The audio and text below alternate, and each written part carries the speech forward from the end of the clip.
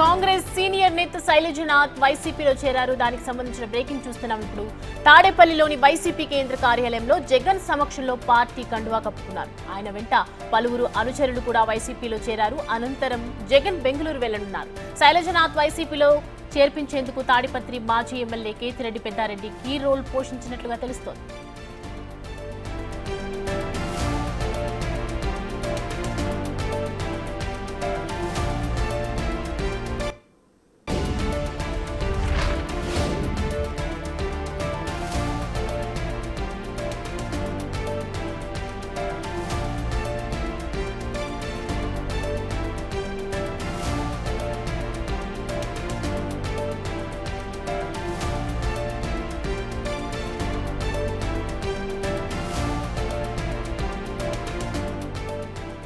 ఇక మరిన్ని అప్డేట్స్ మా ప్రతినిధి అమరావతి నుంచి శివ అందిస్తారు.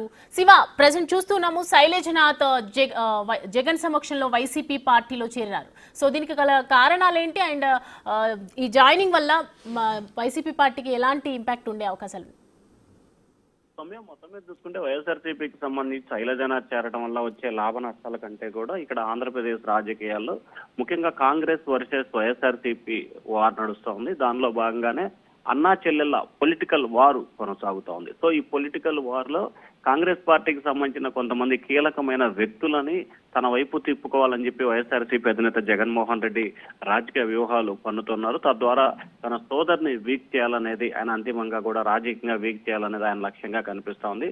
సో దానిలో భాగంగానే ప్రస్తుతానికి సంబంధించి కాంగ్రెస్ పార్టీ సీనియర్ నేతలుగా ఉన్న కొంతమంది నేతల్ని వైఎస్ఆర్సీపీలో చేరాలని చెప్పి కూడా గత కొంతకాలంగా వైసీపీ అధినేత జగన్మోహన్ రెడ్డి ఆహ్వానించారు. వారిలో సాకే శైలజానాథ్, హర్ష కుమార్, అలాగే రఘువీరారెడ్డి లాంటి వ్యక్తులకు కూడా ఆహ్వానం ఇచ్చినట్లు సమాచారం అందింది. ఈ నేపథ్యంలోనే శైలజానాథ్ ఇటీవల కాలంలో వైసీపీ అధినేత జగన్మోహన్ రెడ్డిని బెంగళూరులో 2 సార్లు కలిశారు. కలిసిన సందర్భంలో కూడా వైఎస్ఆర్సీపీలో చేరాలని చెప్పి ఆయన ఆహ్వానించారు. ఈ నేపథ్యంలోనే కాంగ్రెస్ పార్టీలో ఉంటే రాజకీయ భవిష్యత్తు ఉండదు అని చెప్పి ఒకే ఒక ఉద్దేశంలో భాగంగానే ఆయన వైఎస్ఆర్సీపీలో చేరినట్లుంది. గతంలో ఆయన ఏదైతే సంబంధించి సాకే శైలజనాథ్ అనంతపురం జిల్లాకు సంబంధించిన 2 సార్లు ఎమ్మెల్యేగా చేశారు. అలాగే వైఎస్ రాజశేఖర్ టైంలో కూడా విద్యాశాఖ మంత్రిగా కూడా విధులు నిర్వహించారు. అప్పుడు జగన్తో కొంత సన్నిహిత సంబంధాలు ఉన్నాయి. కానీ తర్వాత జరిగిన రాజకీయ పరిణామాల నేపథ్యంలో ఆయన వైసీపీ వైపు వెళ్లకుండా కాంగ్రెస్ లోనే ఉన్నారు. తద్వారా కొంత గ్యాప్ కూడా నడిచింది. ఆంధ్రప్రదేశ్ కాంగ్రెస్ పార్టీ అధ్యక్షుడిగా కూడా శైలజనాథ్ పనిచేశారు. కానీ తాజాగా జరుగుతున్న రాజకీయ పరిణామాల నేపథ్యంలో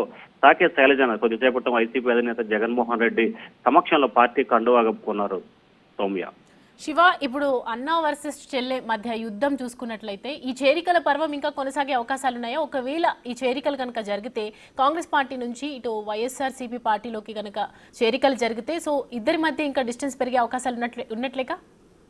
ఖచ్చితంగా ఇప్పటికే వారిద్దరి మధ్య కూడా రాజకీయ అగాధం కానీ లేకపోతే వ్యక్తిగత అగాధం కానీ బంధువుల సంబంధించి అన్ని రకాలుగా చెప్పలేనంత దూరం అయితే వారి మధ్య ఏర్పడింది. ఆ దూరం కంటిన్యూ అయ్యే పరిస్థితి కనిపిస్తాం. తాజాగా కాంగ్రెస్ పార్టీకి సంబంధించిన ఒక 10 నుంచి 15 మంది సీనియర్ నేతలు ఉన్నారు. రాజశేఖర రెడ్డితో సన్నిహిత సంబంధాలు కొనసాగిన వారు ఉన్నారు. రాజశేఖర రెడ్డి కేబినెట్ లో మంత్రులుగా పనిచేసిన వారు ఉన్నారు. వారిలో ప్రస్తుతానికి 3-4 వ్యక్తులపై వైఎస్ఆర్సీపీ ముఖ్యంగా ఫోకస్ పెట్టింది. రాయలసీమ ప్రాంతానికి సంబంధించి ముఖ్యంగా అనంతపురం జిల్లాకి సంబంధించి శైలజానాథ్, రఘువీరారెడ్డి, అలాగే ఉభయ గోదావరి జిల్లాకు సంబంధించిన హర్ష కుమార్ లాంటి వ్యక్తులపై ముందుగా ఫోకస్ పెట్టినట్టు తెలుస్తా ఉంది. దానిలో భాగంగానే ప్రస్తుతానికి శైలజానాథ్ వైసీపీలో చేరడం జరిగింది. ఇప్పటికే రఘువీరారెడ్డి విషయంలో అలాగే హర్ష కుమార్ విషయంలో కూడా వైసీపీ అధినేత చాలా వేగంగా పావులు కదుపుతున్నారు. త్వరలోనే హర్ష కుమార్ కూడా వైసీపీలో చేరతారని చెప్పి ఒక ప్రచారం అయితే జరుగుతా ఉంది. కానీ రఘువీరారెడ్డి అంశానికి సంబంధించి మాత్రం ఇటు వైసీపీ నుంచి కానీ అటు ఆయన వైపు నుంచి కానీ ఎటువంటి స్పందన అయితే కనిపించట్లేదు. కానీ రానున్న రోజుల్లో కొంతమంది కాంగ్రెస్ పార్టీకి సంబంధించిన కీలకమైన వ్యక్తులు ఎవరైతే ప్రస్తుతం A2 కాంగ్రెస్ పార్టీలో 2 నెంబర్ 3 నెంబర్ గా చలామణి అవుతున్నారో వారందరిపై వైసీపీ ఫోకస్ పెట్టింది. రానున్న రోజుల్లో మరికొంతమంది కూడా కాంగ్రెస్ వీడి వైసీపీలో చేరే అవకాశాలు ఎక్కువగా కనిపిస్తా ఉన్నాయి. సౌమ్య, ఇప్పుడు శైలజనాథ్ చూసుకున్నట్లయితే ఈయన చేరిక మధ్యవర్తిత్వం కీ రోల్ పోషించినట్లుగా తెలుస్తోంది కేతిరెడ్డి పెద్దిరెడ్డి. సో దానికి సంబంధించిన డీటెయిల్స్ ఏంటి శివ? అంటే ప్రధానంగా అనంతపురం జిల్లాకు సంబంధించి కూడా పూర్తి స్థాయిలో కొంత నియోజకవర్గాల్లో జరిగిన సమీకరణాలు, అక్కడ ఉన్న పార్టీ స్థితిగతులు తదితర పరిణామాల నేపథ్యంలో మొదటి నుంచి కూడా కాంగ్రెస్ పార్టీకి అండగా ఉండటంతో పాటుగా రాజశేఖర రెడ్డికి సన్నిహితంగా ఉన్నాడు శైలజనాథ్. సో ఈ నేపథ్యంలో వైఎస్ఆర్సీపీకి సంబంధించి బేసిక్ గా అనంతపురం జిల్లాకు సంబంధించి కొంత వీక్ గా ఉంటుంది. రాయలసీమ జిల్లాలో వైఎస్ఆర్సీపీ స్ట్రాంగ్ గా ఉన్నప్పటికీ అనంతపురం జిల్లాలో కొంత వీక్ గా ఉంటున్న పరిస్థితి కనిపిస్తుంది. సో ఈ నేపథ్యంలోనే అనంతపురం జిల్లాకి సంబంధించి కూడా పార్టీని స్ట్రెంథెన్ చేయాలనేది వైఎస్ఆర్సీపీ ఆలోచనగా కనిపిస్తుంది. సో ఈ నేపథ్యంలోనే అక్కడ మాజీ శాసనసభ్యులు పెద్దారెడ్డికి సంబంధించి కానీ లేకపోతే విశ్వేశ్వరరెడ్డి లాంటి కీలకమైన వ్యక్తులు కూడా ఈయన్ని పార్టీలో తీసుకొచ్చేందుకు కీలకమైన పాత్ర పోషించారు. అంటే వీరందరితో పాటుగా ముఖ్యంగా జగన్మోహన్ రెడ్డి ఆయన్ని రావాలని చెప్పి స్వయంగా ఆహ్వానించిన సందర్భంలోనే గతంలో వీరిద్దరూ ఒక వివాహంలో కలిసిన సందర్భంలో కూడా మా వైపు రావాలని చెప్పి జగన్ స్వయంగా ఆహ్వానించినట్లు కూడా గతంలో శైలజానాథ్ మీడియా మిత్రులకు చెప్పడం జరిగింది. సో ఈ నేపథ్యంలోనే ఆ ప్రాంతానికి సంబంధించిన విశ్వేశ్వరరెడ్డి కావచ్చు, పెద్దారెడ్డి గారు లాంటి నేతలు దగ్గరుండి మరి వైసీపీ అధినేత జగన్మోహన్ రెడ్డి వద్దకి ఆయన తీసుకెళ్లడం పార్టీలో చేరికలో కొంత వీరు కూడా కీలకమైన పాత్ర పోషించినట్లు కూడా అర్థమవుతా ఉంది సౌమ్య.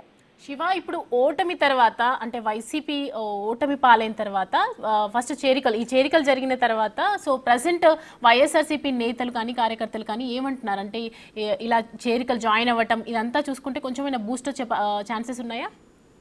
అంటే ప్రధానంగా చూసుకుంటే అధికార పార్టీ నుంచి కనుక చేరికలు అంటే ముఖ్యంగా కూటమి వైపు నుంచి టీడీపీ నుంచి కానీ భారతీయ జనతా పార్టీ నుంచి కానీ జనసేన నుంచి కానీ వైసీపీలో చేరితే కొంత బూస్టప్ వచ్చే అవకాశం కనిపిస్తుంది. కానీ కాంగ్రెస్ పార్టీ నుంచి చేరికలకు సంబంధించి కూడా పెద్దగా ప్రభావం చూపే అవకాశాలు తక్కువగా కనిపిస్తున్నాయి. ఆ పార్టీకి బూస్టప్ కూడా వచ్చే అవకాశాలు లేవు. ఎందుకంటే కాంగ్రెస్ పార్టీ నుంచే వైఎస్ఆర్సీపీ పుట్టింది. రాష్ట్ర విభజన జరిగిన తర్వాత కాంగ్రెస్ పార్టీని ఆంధ్రప్రదేశ్ లో 2 సార్లు జరిగిన ఎన్నికల్లో అంటే 14, 19, 24 అంటే ఉమ్మడి రాష్ట్రానికి సంబంధించి ఉన్నప్పుడు 14 విడిపోయిన సమయంలో జరిగిన మొత్తం 3 సార్లు జరిగిన ఎన్నికల్లో కూడా ఎవ్వరూ కూడా స్పష్టంగా కూడా గెలిచిన దాఖలాలు కనీసం డిపాజిట్ కూడా ఆ పార్టీకి రాలేదు. సో ఈ నేపథ్యంలోనే వైఎస్ఆర్సీపీలో కాంగ్రెస్ పార్టీ నేతల చేరిక మూలంగా ఆ వైఎస్ఆర్సీపీ పార్టీ కంటే కూడా చేరుతున్న నాయకులకి కొంత బూస్టప్ అయ్యే అవకాశాలు అయితే కనిపిస్తున్నాయి. పార్టీకి దీనికి సంబంధించి పెద్దగా బూస్టప్ లేదనేది ఆ పార్టీ నేతలు అయితే ఒక అభిప్రాయాన్ని వ్యక్తం చేస్తున్నారు. కానీ కీలకమైన నేతలు అంటే హర్షకుమార్ లాంటి నేతలు కానీ లేకపోతే రఘువీరారెడ్డి లాంటి నేతలు కానీ లేకపోతే కేవీపీ రామచంద్రరావు లాంటి నేతలు కనుక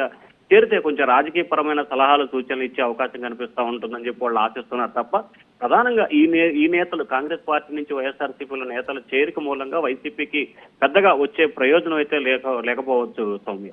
thanks for the details Shiva.